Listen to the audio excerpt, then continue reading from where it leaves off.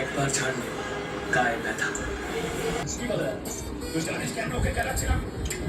ওর ভাই কোথায় তা জানার জন্য। ও আমার বন্ধুর হবু স্ত্রীকে নিয়ে পালিয়েছে।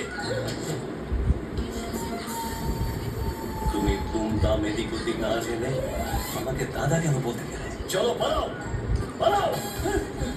চল। এই হচ্ছে ওর সমস্যা। যখনই কোনো ঝামেলা হতে দেখে কোনো কিছু না ভেবে সেই যে অনেকক্ষণ ধরে আপনারা ঝগড়া করছি। এবার চলুন। আরে করে রাখো। চলুন শুনলে রে বাবা।